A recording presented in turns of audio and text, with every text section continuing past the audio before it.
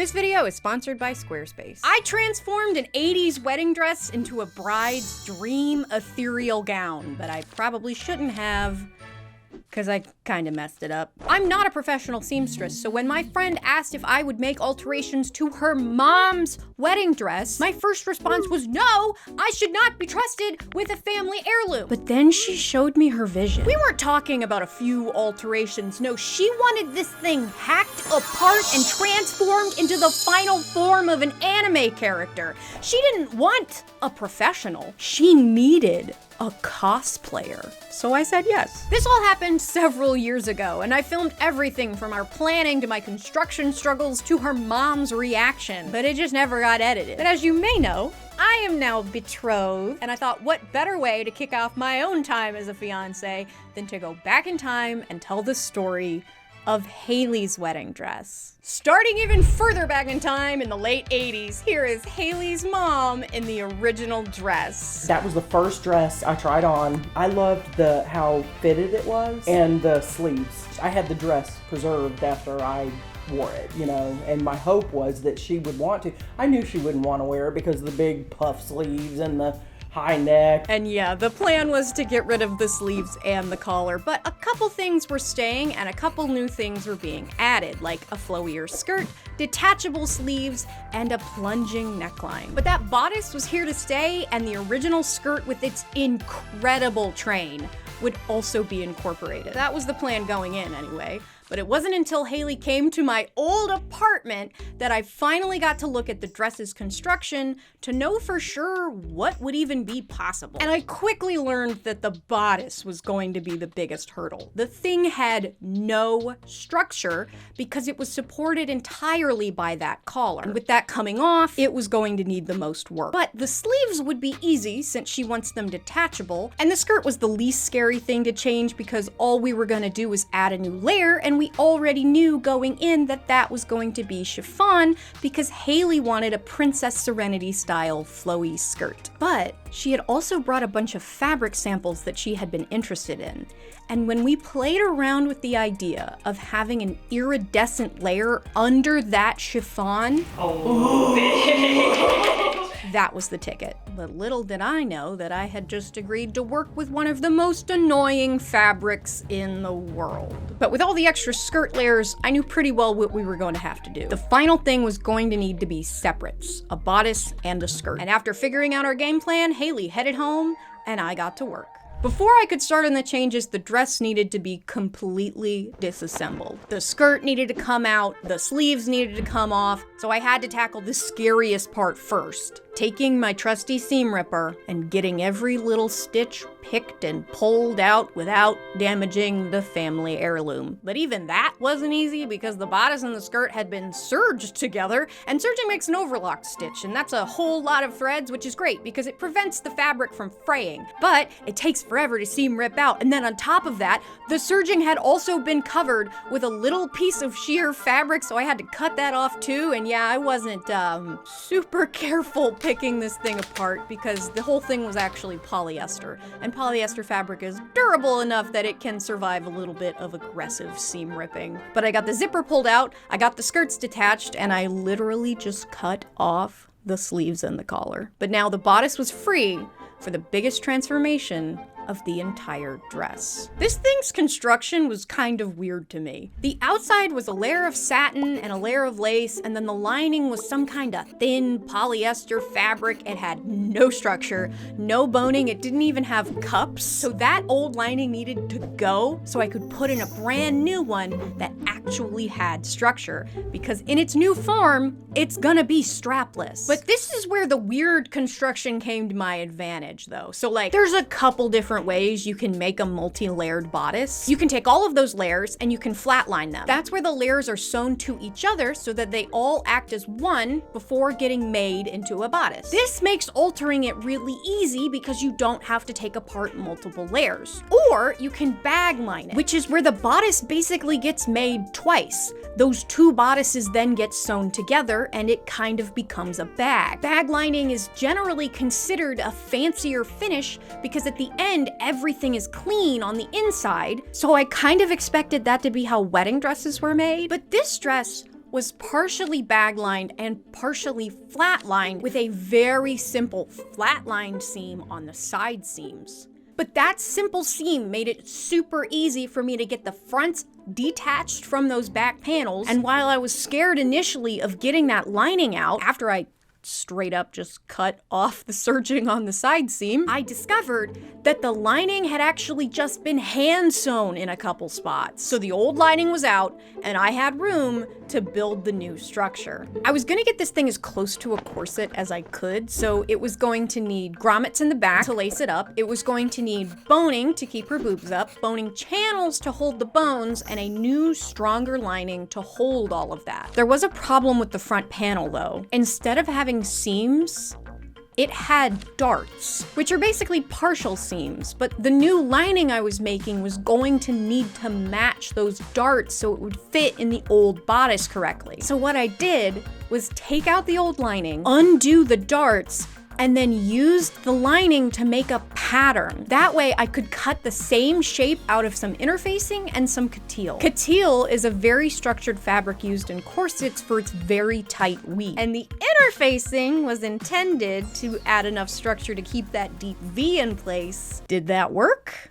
We'll find out. But then another problem came. When I got the darts into the new lining, it was starting to look like a Madonna cone bra. So I just took the darts and I sewed between them to make them a full seam, which is very scuff, but it did not matter because those immediately got covered by the very important boning channels. And in the handful of corset videos I have done, I have been asked over and over, do you really need boning? Yes, you do, and you need so much more than you think, and I didn't use enough. And if you want to know more about corsets, my corset video from 2 years ago is still very good and recently got an endorsement from the most prolific corset YouTuber on the platform, Lucy's Corsetry. Anyway, it was now the point of no return because I was about to add in that plunging neckline. This was the only alteration I was going to make to the outside layer, and if I messed it up, I would ruin everything. I started off very careful. I removed a whole lot of the beading in the middle and pinned all of the lace aside so that it wouldn't get caught in what I was about to do. And what I was about to do was take the new lining, put it right sides together with the old bodice. I traced the cutout based on where the curves of the lace were, and then I sewed in that new line. And then the scariest part came, and that I had to cut out the cutout. No big deal, just cutting through a family heirloom. It's fine. And it came out looking pretty good. I'm gonna send her a picture. This looks insane. Would it function right? We will see. And another thing I did, which was pretty important, this little bit of seam allowance, I went in by hand and basically understitched them to the lining so that they're not gonna flip up and they're gonna help that look a lot neater. The back panels needed a lot less work. They got to keep their polyester lining, but they got boning channels, some bias tape to seal the raw edges, and most importantly, a round of grommets and a pair of bones around those grommets to support them. But with all that structure added, it was just a matter of hand tacking the layers together like they had been before, adding a little more bias tape, putting those bones in, and getting the fronts and backs together. And that was the bodice. It now had boning in the front, sides, and back, a heavy-duty lace-up back, a plunging neckline, and the sleeves and collar were gone. It turned out nice. It's not a whole ass corset, but it has enough structure to support itself. And I don't know, I haven't really examined many wedding dresses, but it baffles me that if something is supposed to mimic a corset, why is it usually attached to the skirts? Speaking of skirts, this was the final decision on the layers for the skirt. The original skirt would become the bottom layer. Next would be 2 layers of iridescent organza, one pink and one purple. And finally, the top layer would be a full circle skirt of chiffon to dull down the shine of the organza. But this is where my construction skills really suffered, because this organza was so awful. And like all skirts, They weren't that hard to make. The organza ones were just kind of copies of the original skirt's pattern. I measured it and it ended up being a couple trapezoid shapes. Not too complicated. The problem is that this organza is really plasticky and it frays really bad. It's a bitch to sew with, and if you try to iron it, it can melt. So the hardest thing to do with it was to get nice finishes, and this was a wedding dress, and it needed nice hems. The seams weren't that bad, and for those I went with French seams, which are great for sheer and hyper fraying fabrics because what you do is you sew the seam wrong sides together, press the seam closed instead of open, and then you sew the raw edges into a little packet, which keeps everything from fraying. Those were not that bad. But then I got to the hems. When I made this, I did not have the really nice serger that I have nowadays. And if I did this now, I would just use my serger to do a perfect little rolled hem on the serger. It would have looked amazing and it would have been really easy. But I couldn't get my old serger to do that. And I even tried doing a rolled hem on my regular sewing machine, but I couldn't figure it out. And I literally still don't know how to do rolled hems on my sewing machine. So I just did a standard double fold hem. Well, double fold hems look way better when you press them, right? And remember the melting problem? Yeah, they didn't get pressed and they looked terrible. They were big, they were clunky, they were not wedding dress quality at all. Haley didn't mind them, but I minded them and I'm ashamed and I'm very sorry. I just didn't want the dress to melt. But you know what's worse than organza? Chiffon. Here's what the pattern for the chiffon skirt ended up looking like. It wouldn't be that hard. I did do French seams again, and that was less miserable because I didn't have to worry about it melting, but I got it gathered across the top and it looked pretty good on the dress form. But then when it came to the hem, I thought I had all this figured out because I was gonna do a horsehair braid hem. Horsehair braid is this plasticky stuff that you sew into a hemline to make it stiffer and it gives it more body, and you see it all the time in wedding dresses. It's also a really easy hem to do. It gets sewn onto the right side and then you do this little flip. You sew that down again, which takes a while, but it's really easy and it looks really neat and perfect. Well, I did the whole thing in horsehair braid, only to realize it looked terrible. And this wasn't a cosplay where it's like, oh, if it looks bad, nobody cares, it's my cosplay. No, this was a wedding dress, and I had to fix it. So I got out the horsehair braid in the front, and then the only hem that I could think to do with the tools that I had at the time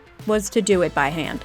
I did a slip stitch, I think that's what you call it. You just do a little tiny stitch and then you hide the thread in the fold and go over an inch and do another little stitch and then you repeat that over and over and over forever and ever, amen. And it was worth doing it that way because it turned out really neat and really pretty and is probably the only thing I'm allowed to be proud of. All of the skirts then got put into the same waistband and then the design choices started causing problems. Because at some point, we had decided to have all of the new skirts be open in the back so that the organza had a chance to shine so that you could see the original train.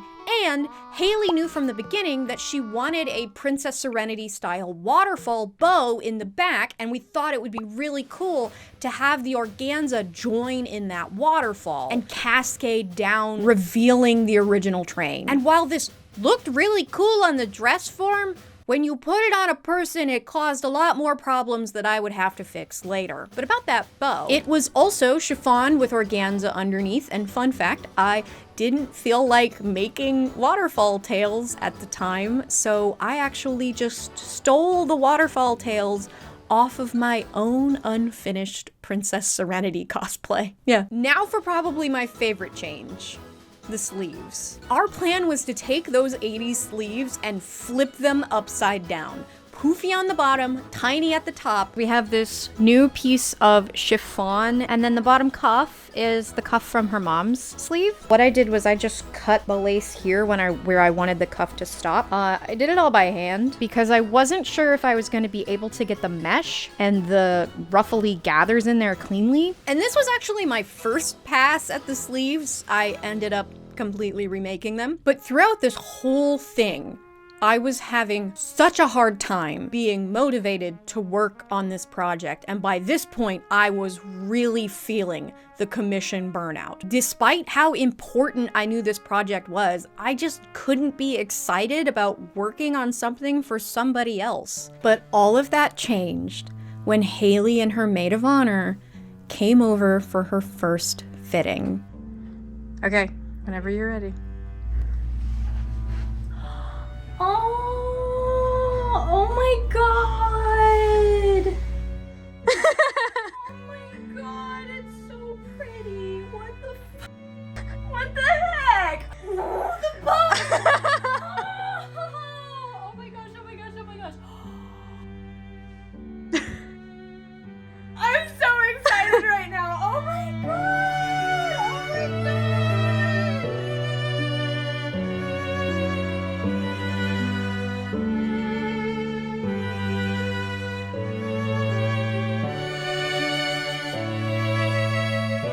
Her reaction and excitement reinvigorated my drive to do this, and after a long conversation about alterations and changes, I got to work finishing her dream dress. The sleeves needed the most work. Like I said, I completely remade them so that they could be poofier and so the organza could peek out a little bit more. I got the hanging beads added. The fitting is where we discovered that the open back skirts were really weird in practice and that they were going to need to be tacked down like everywhere. So this is where I had to do all of that. But I got everything as fixed as I could. And for Haley's final fitting, we were joined by her mom so I could capture her reaction to the transformation of her own dress. Are you ready to see? Oh, yes. Okay. I'm super excited. Okay, we're ready. Get it? Oh my gosh, I can't just stop. Oh, it's so pretty. It's such a good job. Yeah, you walk that way so you should see. On the door. Oh no! Oh my gosh. Got the beading. And the bow. Oh my gosh. It's the Sailor Moon bow. Lonnie, I don't know all that. I know, that's why I'm telling you. I grew up watching those wedding dress makeover shows, so I had a lot of fun getting to produce my own, and while I still don't think I did great, I had a lot of fun getting to change this dress into something new. And Haley absolutely loved it. It was her mom's dress transformed into Haley's dream. She got to design it herself, and I got to help her bring it to life.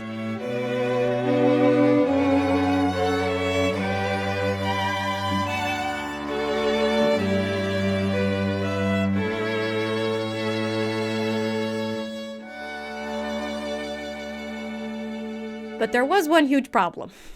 That plunging neckline did not have enough structure because the day of the wedding, one of the bridesmaids had to pin in a random piece of lace to keep Haley's grandma from seeing her boobs. There were definitely things I could have done to prevent that.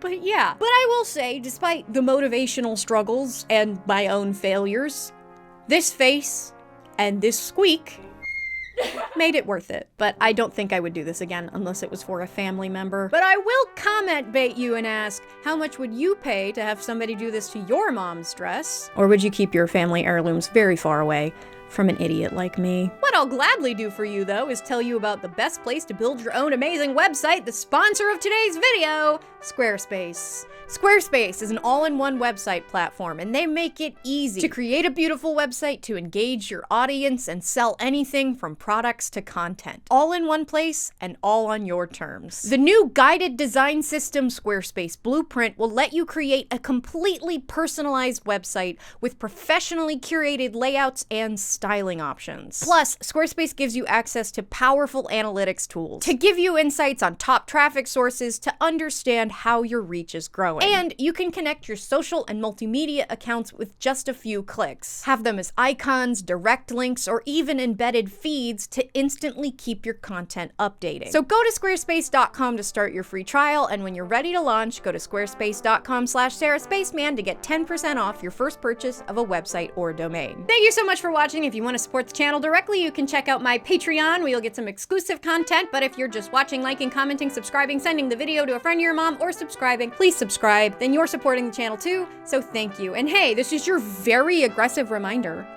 to, is this coming out in September? You go vote in November. Vote, y'all! Coconut time! And a big thank you to my newest big support tier patrons: Taylor, Remy, Kate, Odette, So Stressed, Larkspur Cosplay, Emma, Samantha, Krista Bubbles, RCXD Cosplays, and Rianne. Thanks so much for watching. Bye!